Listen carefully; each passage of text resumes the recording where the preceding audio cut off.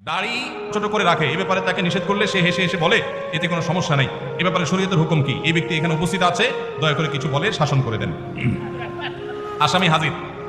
ভাইরা আমার, দাড়ি লম্বা করা এটা নবী সাল্লাল্লাহু আলাইহি ওয়াসাল্লামের নির্দেশ। তিনি বলেছেন আফুল্লুহা আরফুল্লুহা, তোমরা দাড়িকে ছেড়ে দাও। দাড়িকে ছেড়ে দিতে বলেছেন, লম্বা করতে বলেছেন।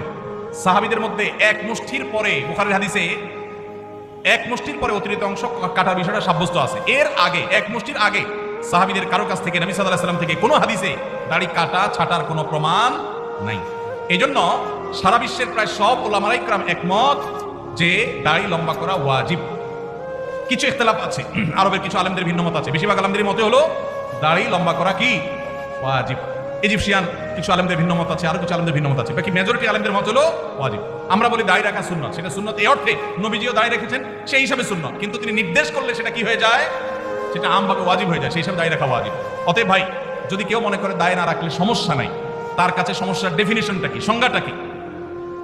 কেউ তো বলতে পারে নামাজ না পড়লেও সমস্যা নেই, কিন্তু একজন মুসলমান মনে করবে আল্লাহ নবীর ওয়াজিব তরক করলে সমস্যা আছে না নাই? আছে। কিয়ামতের ময়দানে তার জন্য জবাবদিহি করতে হবে কি হবে না? হবে। তবে আমাদের ভাই কেউ হয়তো খোঁচা খোঁচা দাঁড়িয়ে রাখা শুরু করেছেন, আমরা তাকে অ্যাপ্রিসিয়েট করবো, আমরা তাকে দূরে সরাবো না। আলহামদুলিল্লাহ ভাই শুরুটা করে দিয়েছেন, ইনশাআল্লাহ আল্লাহ এটাতে বরকত দিবেন। আমরা তাকে এটাকে লম্বা করার জন্য নসিহা করবো। তবে সেই সাথে এটাও আমাদের মাথায় রাখতে হবে, দাড়ির চাইতে অনেক ইম্পর্টেন্ট নির্দেশ আছে আল্লাহর, যেগুলো আমরা অহরহ লঙ্ঘন করি। আছে না নাই?